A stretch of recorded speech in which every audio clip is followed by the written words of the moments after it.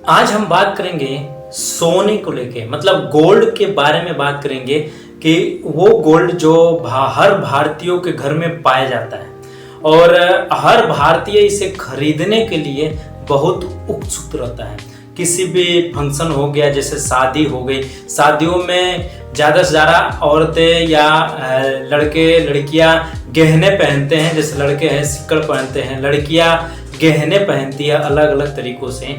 तो इस सोने को लेके बात करेंगे, गोल्ड को लेके बात करेंगे कि 10 ग्राम गोल्ड का दाम जो कोविड के टाइम 2019-20 की बात करूँ अगर मैं 45, 50, 55 के आसपास चल रहा था। 10 ग्राम गोल्ड का जो प्राइस है वो कोविड के टाइम एवरेज पकड़ लो कि 50,000 10 ग्राम का दाम चल रहा था। आज जब मैं वीडियो शूट कर रहा हूँ 2025 में सितंबर में, तब गोल्ड का प्राइस लगभग 1,10,000 ग्राम का चल रहा है।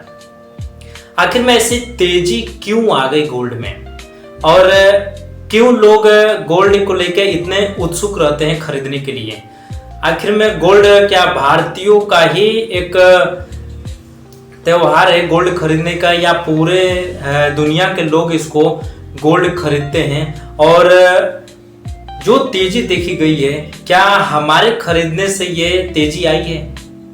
क्या हमारे जो देश के आम लोग हैं, आम लोगों ने गोल्ड खरीद के प्राइस 50,000 से 1,00,000 पहुंचा दिया है? क्या उसके चलते हुआ है? आज बहुत सारी बातें करेंगे। ये भी हो सकता है कि लोग गोल्ड, भारतीय घरों की बता रहा हूं, अगर गोल्ड खरीद के आ रही है ना तो लोग बहुत खुश होते हैं। उनको लगता है कि बहुत बढ़िया चीज हमारे घर में आ रहा है, एक मेहमान हमारे घर में आ रहा है। लेकिन वही किसी की तबीयत खराब होती है, या किसी के पढ़ने जा रहा है, या कोई और इमरजेंसी फंड के रूप में अगर गोल्ड को हमें बेचते हैं ले जाके मार्केट में, उस टाइम हमारे मन में या हमारे घर के जितने सदस्य उनके मन में एक दुख सा बना रहता है कि गोल्ड हम बेच रहे हैं। तो आखिर में ये क्या माजरा है गोल्ड का भाव इतना बढ़ने का? अब एक तरीका, एक क्वेश्चन ये आपके दिमाग में आ रहा होगा कि क्यों ना गोल्ड खरीद के हम अपने पास ज्यादा से ज्यादा रख ले। अगर जिनके पास पैसे हैं वो गोल्ड खरीद के ज्यादा रख ले, और अगर चोरी हो गया तो क्या करेंगे? गोल्ड अगर खरीदते हैं, अगर गोल्ड चोरी हो गया तो क्या करेंगे? मान लो कि औरतें पहन के जा रही है, आपने काफी चीजें सुना होगा, ट्रेनों में गहने छीन लेते हैं, या चोर लेके भागे, बैग में रखा हुआ है बैग ले, या घर में रखे हुए हैं लॉकर तोड़ के चोरी हो गई। बहुत सी केस ऐसे भी होती है कि सोने की दुकान में भी चोरी हो जाती है। तो गोल्ड अगर हम खरीद कर रख रहे हैं और गोल्ड चोरी हो जाती है, फिर क्या करेंगे? और देश को अगर सोना खरीदना है तो कहाँ से खरीदता है, या बेचना है तो कहाँ जाके बेचता है? देश का मतलब हम और आप नहीं, मतलब देश जो चला रहा है, जो केंद्र बैंक है, जैसे हमारे यहाँ तो रिजर्व बैंक ऑफ इंडिया ही खरीदता है। बाकी सारे दुनिया में जितने भी देश हैं, ये सारे देश के सेंट्रल बैंक ही अपने देश के लिए गोल्ड खरीदता है। एक सवाल आपके मन में ये भी आ रहा होगा कि जैसे पीएम हो गए, सीएम हो गए, ये लोग देश के पीछे इतने क्यों पड़े हुए हैं? ये अपने पास ज्यादा से ज्यादा गहने गोल्ड खरीद कर रख लेते हैं, बाकी लोगों को छोड़ देते हैं। ऐसे नहीं होता है, ऐसा नहीं होता है। ये भी आपके मन में सवाल आ रहा होगा कि गोल्ड इतनी तेजी से ऊपर क्यों जा रहा है? आपके मन में ये भी सवाल आ रहा है कि गोल्ड अब इतनी तेजी से ऊपर क्यों जा रहा है? क्या यह तेजी आगे बरकरार रहेगा या नहीं रहेगा? जो तेजी, मान लो कि अभी कोविड में बताया कि 50,000 चल रहा था, अब 1,00,000 हो गया। 5 साल में पैसे डबल। अगर हम इसमें इन्वेस्ट कर दिए होते हैं तो हमारे 5 साल में पैसे 100% हो जाते हैं। बैंक जो हमें 10 साल में डबल करके देता है, ये 5 साल में ही डबल हो जाते हैं। और क्या सोना भी स्टॉक मार्केट में खरीदा बेचा जा सकता है? इसमें क्रैश आएगा कि नहीं आएगा, ये भी, इसके बारे में भी बात करेंगे। अपना देश, जो अपना देश है वो गोल्ड कहाँ से खरीदता है? जैसे हम सब्जी मंडी में जाके खरीदते हैं, और जैसे नॉनवेज है तो नॉनवेज वाले मंडी है उसमें जाके खरीदते हैं, वैसे हमारा देश जो है वो गोल्ड कहाँ जाके खरीदता है। और ये सारे देश इस गोल्ड के पीछे क्यों पड़े हुए हैं? हमारे खरीदने बेचने से गोल्ड में इतना उतार चढ़ाव नहीं आएगा। गोल्ड एक ऐसा तत्व है जो धरती पे बनाया नहीं जा सकता है। ये एक सीमित मात्रा में गोल्ड धरती पे मौजूद है और इसलिए इसकी महंगाई इतनी ज्यादा है और लोग इसको इतनी वैल्यू देते हैं। गोल्ड के बारे में बताता हूं कि सारे देश जो गोल्ड खरीद रहे हैं इस कारण प्राइस ऊपर जा रही है। नॉर्मल सी बात है, अगर कोई चीज आपके पास कम है लेकिन खरीदने वाले ज्यादा आ गए तो आप अपने आप प्राइस बढ़ा देते हो कि ठीक है मैं अब इसको इतने में बेचूंगा।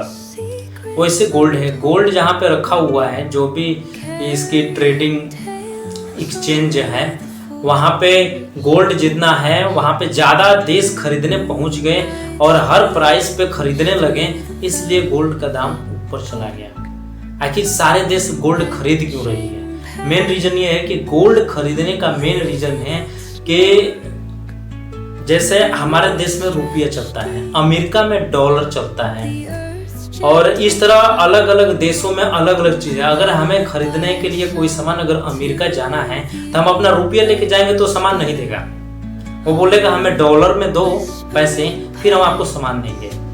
लेकिन अगर आप गोल्ड लेके जा रहे हो तो गोल्ड का प्राइस जो 1 लाख रुपया बता रहा हूं ना, ये पूरे वर्ल्ड में 1 लाख रुपया 10 ग्राम सोने का दाम सारे देश में बराबर है।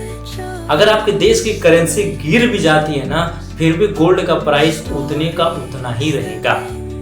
मतलब अगर हमें एक देश से दूसरे देश में अगर कोई सामान लेन देन करनी है, खरीदनी बेचनी है तो हम गोल्ड को दे के खरीद सकते हैं।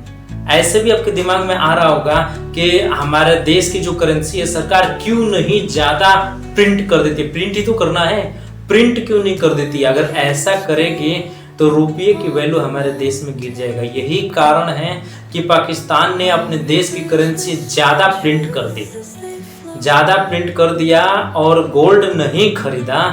इस कारण से वहां की जो करेंसी है उसकी वैल्यू नीचे गिर गई। मतलब जो थार आप खरीदने, अगर इंडिया में थार खरीदने जा रहे हो लगभग 20 लाख रुपए में मोटा मोटी मिल जाता है थार, वही थार पाकिस्तान में जाओगे तो 80 लाख रुपए मिलेगा, 1 करोड़ रुपए मिलेगा। वहां पे महंगाई इतनी ज्यादा है। मतलब उन्होंने क्या किया, करेंसी ज्यादा उन्होंने प्रिंट कर दिया। यही कारण है कि करेंसी जितनी प्रिंट की जाती है उसके एवज में सेंट्रल बैंक है वो अपने यहाँ सोना खरीद कर रखता है रिजर्व में। यही कारण है कि 1991-92 में जब मनमोहन की सरकार थी उस टाइम मंदी इतनी आ गई थी कि हमारे पास मात्र 3 दिन देश चलाने के लिए ही रिजर्व बचा हुआ था, पैसे नहीं थे हमारे अकाउंट में। और अभी की बात करता हूं कि अभी भारत के पास 876 टन सोना रिजर्व बैंक में रखा हुआ है और ये हमको 11 महीने तक, अगर सब कुछ बाहर की दुनिया से लेन देन बंद हो जाए फिर भी हमारा देश 11 महीने तक हमारे लोग का जो आदमी लोग हैं इंडिया के अंदर जो रहते हैं 11 महीने तक खर्चा चला सकता है। तो 1991 में जो 3 दिन खर्चा चलाने के लिए हमारे पास रिजर्व बचा था, आज हमारे पास 11 महीने के लिए बचा हुआ है। अगर किसी देश से लड़ाई लग जाती है और या कोई ऐसी बीमारी आ जाती है जिससे लेन देन बंद हो जाती है और व्यापार ठप हो जाता है, उस कंडीशन में इस रिजर्व को बढ़ाया जाता है। और यही कंडीशन के कारण अभी सारे देश खरीदने पर लगे। जनवरी से सारे देश ने, भारत ने भी बहुत ज्यादा सोना खरीदा है। ऐसा क्यों? ऐसा है, मेन कारण है ट्रम्प चाचा जी का ये है कि उनकी पॉलिसी रोज की रोज रातों रात चेंज हो जाती है। टेरिफ पे टेरिफ लगाते जाते हैं जिससे व्यापार में हर देश के इकोनॉमी पे बहुत ज्यादा जोर पहुंचता है। यही कारण है कि सारे देशों ने सोना बहुत तेजी से खरीदना चालू कर दिया और इसीलिए भाव ऊपर जा रहा है।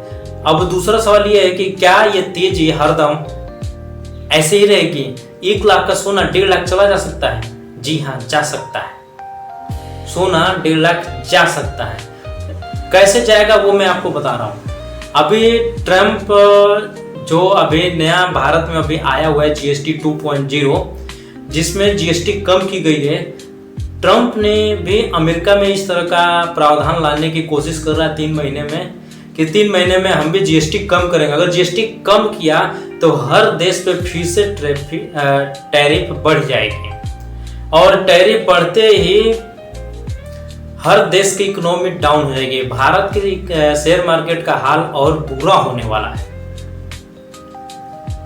दूसरा तरीका बता रहा हूं कि जो मैंने बोला था कि सोना खरीद कर हम अपने पास रख ले, चोरी हो गया तो क्या करेंगे। इसके लिए हम गोल्ड को, जो पैसे का गोल्ड खरीद रहे हैं वो पैसे शेयर मार्केट में जाके हम गोल्ड में SIP कर सकते हैं।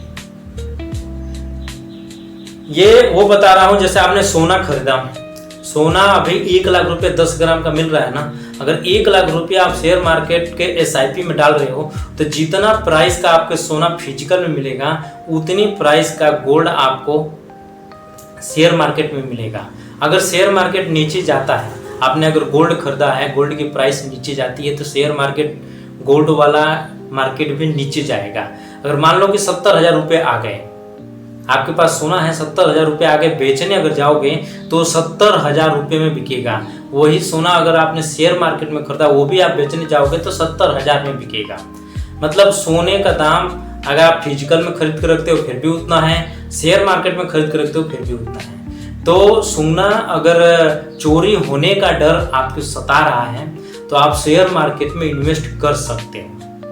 अगर ये सोचोगे कि शेयर मार्केट गिर गया, तो अगर शेयर मार्केट गिरेगा तो आपने जो फिजिकल में खरीद के सही में सोना रखा है ना, उसका भी दाम गिर जाएगा, और जो शेयर मार्केट में रखे वो भी दाम गिर जाएगा। तो दोनों बात बराबर है, एक दूसरे के पूरक हैं। गोल्ड या तो खरीद के चोरी होने के डर से आप शेयर मार्केट में खरीद लो, और जब मर्जी तब बेचो, पैसे धीरे धीरे लगाते रहो, SIP कर लो गोल्ड में, और चलता रहेगा। अब बात आती है कि हमारा देश सोना खरीदता कहाँ से है। सोना हमारा देश एक्सचेंज से करता है, इसका भी एक मार्केट है, इसका भी एक ग्लोबली मार्केट है जहां सोना बेचा और खरीदा जाता है। सोना खरीदने का मतलब क्या है? गहने खरीदता है हमारा देश? नहीं, सोने खरीदने का मतलब सोना बिस्किट के फॉर्म में आता है, जो बिस्किट का शेप होता है, आपने देखा होगा बिस्किट का शेप, पार्ले जी बिस्किट हो गई, इसकी जैसे शेप होती है ना, सोने का भी शेप इसी आकार का होता है। और यही सारे देश खरीद के अपने पास फिजिकल में खरीद के इसको रिजर्व बैंक, सेंट्रल बैंक अपने पास रखता है हर देश में, कि जब जरूरत पड़ेगी हम इसको बेच के अपने देश का खर्चा चला सकते हैं। ये देश की इकोनॉमी डिसाइड करती है, देश की करेंसी डिसाइड करती है। सोने की बात बता रहा हूँ, सोना ही देश की करेंसी की वैल्यू डिसाइड करती है। तो सबसे एक नंबर में, सबसे अगर दिमाग में यह आ गया कि किस देश के पास सबसे ज़्यादा सोना है, तो सबसे ज़्यादा सोना अमेरिका के पास है। लगभग 9,000 टन सोना है, और भारत के पास बहुत नीचे करीब 7वें 8वें नंबर पे सोना है। 876 टन सोना हमारे पास रखा हुआ है, जबकि अमेरिका के पास बहुत ज़्यादा सोना रखा हुआ है। वो अभी सोना नहीं खरीद रहा है, वो उसको सोना खरीदने की ज़रूरत नहीं है। तो मुझे आशा है कि आपको बहुत डिटेल में मैंने सोने के बारे में बताया, और अच्छा लगे तो कमेंट करके एक लाइक कर देना।